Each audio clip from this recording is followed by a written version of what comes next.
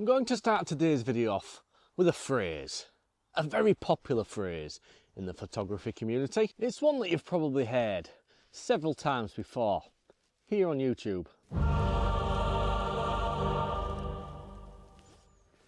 It's the Holy Trinity of lenses, which, let's be honest, even used, involves picking a favourite kidney and sticking the other one on the black market just to be able to attain them. But fear not, my Micro Four friends, I have you covered. So here we have the 9-18, the 14-42, and a 40-150, all the way from ultra wide to telephoto. Let's go take a photograph with each of these and see what you're getting for quite reasonable amounts of money. So first up, we're going to take a photograph of this old rotten tree trunk. I've actually watched this over the past couple of years slowly decay away. I've actually sat on this at one point doing a little bit of video. It's weird how it's just rotted away, but it's left a kind of snaking and fun pattern through the grass. So that's what we're going to start off with. And I think the ideal lens for this is the 9-18. Nice and wide, angle down, get it all in. Let's have a look. Let's take a photograph using the wide end of this Holy Trinity of Micro Four Thirds lenses. So here's the lens in question on the camera. Now I have the 8-25 f4 Pro version, so what are you giving up between the two cameras? Well, you're giving up that fixed aperture, that f4. This particular lens here is an f4 to 5.6, so at 9mm you're at f4, and down at 18 you're at 5.6. Not a big deal, but there are times when the difference may come in handy. And you're also giving up a little bit of weather seeing as well. But on a day like this, who really needs that? So let's compose a photograph and see how it turns out. So the composition that I've gone for here is really showcasing one of my favourite things about ultra wide angle lenses.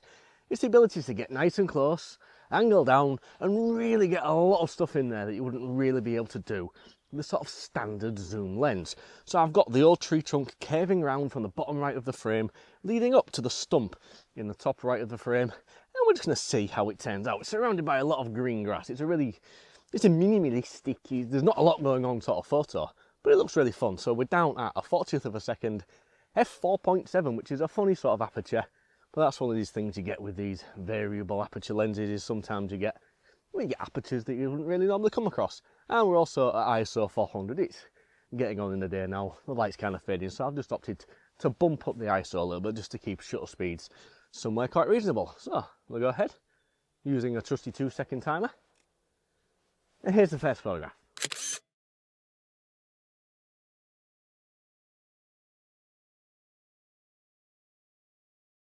So, here's the lens in question. Nice and small, nice and compact. It cost you around £250 on the used market, but when you compare that to the 8-40 Pro lens on the Micro Four Thirds system, well, you're saving around £600, which isn't bad. It's a fair chunk of change, isn't it? £600.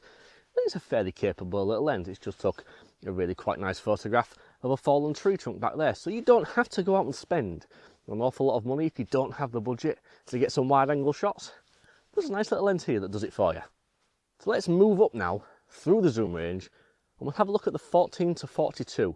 It's technically a kit lens. It's what come with a lot of the old Olympus cameras back in the day, but it's still a cracking little lens and it's a bargain.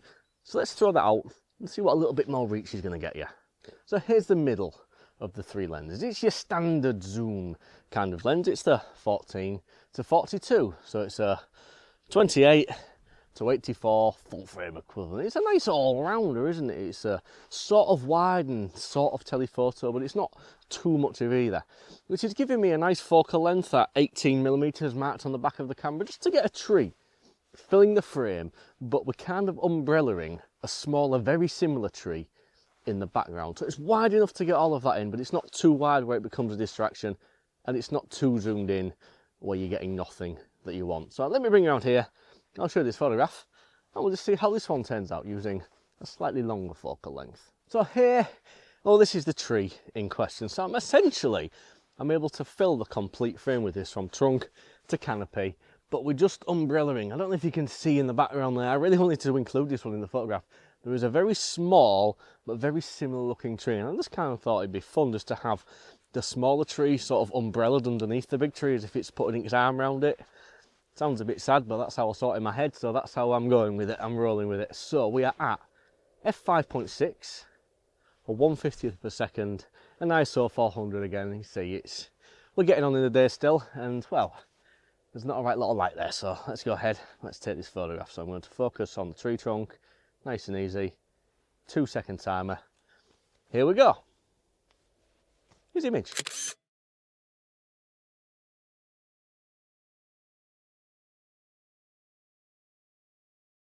So once again, here's the lens in question. Now, I own its bigger brother, the 12-40 f2.8 Pro lens, and there's only really a couple of things that you're losing, and that's, once again, that fixed aperture. This, once again, is a variable aperture lens, and you're also losing that weather sealing.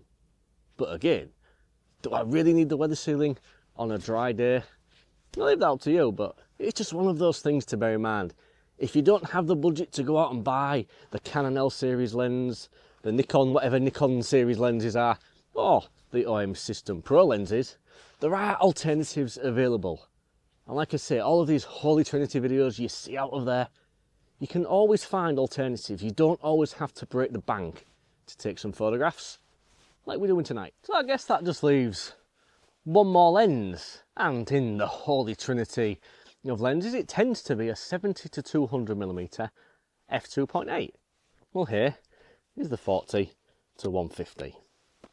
Slightly wider, slightly shorter, but it actually serves more of a purpose to me than my old 70-200 lens did.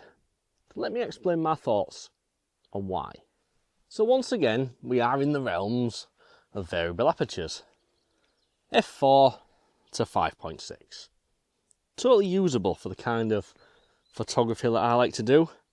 But when we talk about the traditional Holy Trinity, well, it tends to be 70-200, and it's always that f2.8, isn't it? That sneaky f2.8. Well, here's my thoughts on them lenses.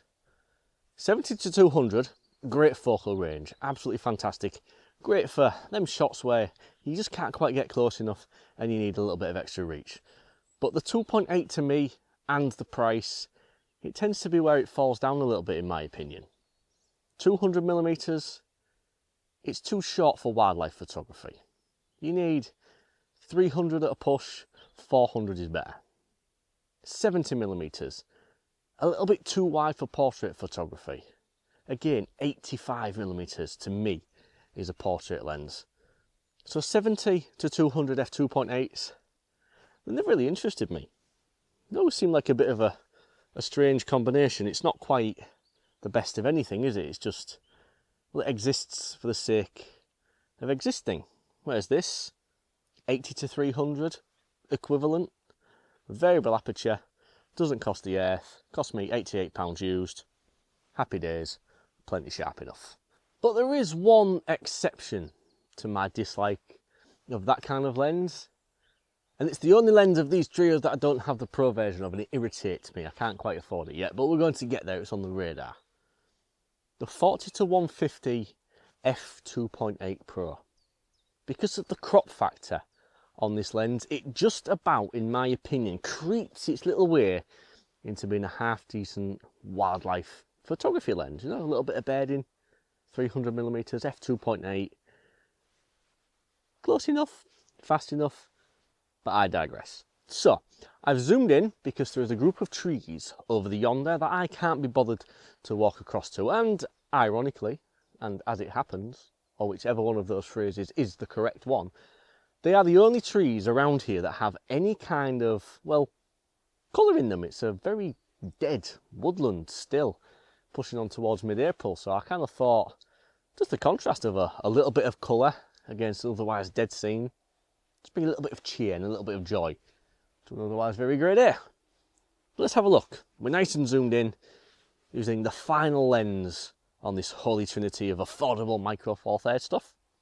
Let's take a photo with it.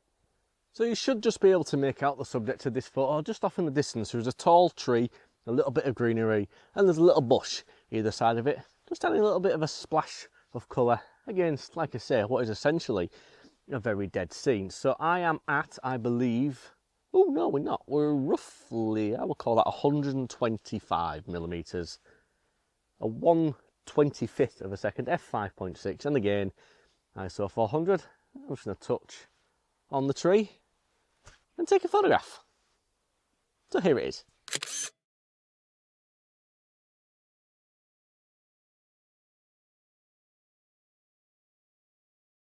So as somebody who was shot with these lenses in the real world, what are you getting and what are you not getting? Well, first and foremost, you're getting absolutely fantastic value for money.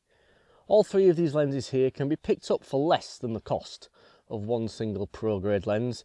So if you're somebody out there who is slightly budget conscious, but you still want to be able to shoot from ultra wide all the way to telephoto, have a look at these three lenses here. You're not going to be disappointed.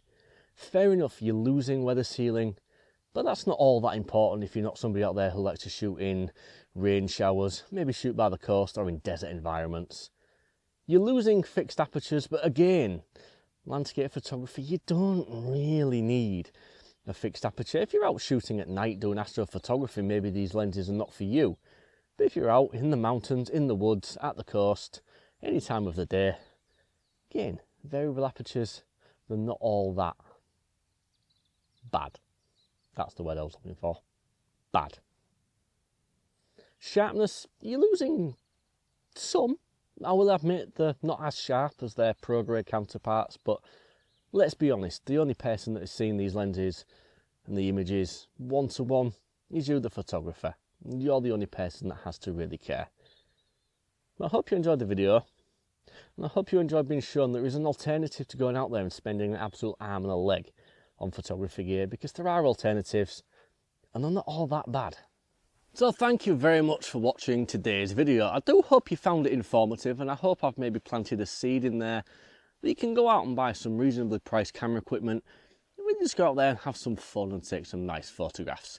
If you have enjoyed today's video, please do give it a thumbs up and a like. It does help to bring new viewers to see my content, and if you're new here and you see me for the first time, do consider subscribing down below. It doesn't cost you anything and it'd mean the world to me, and you'll see more Micro Four Thirds nonsense every single week. So until the next time, I'm going to love you and leave you and say peace and goodbye.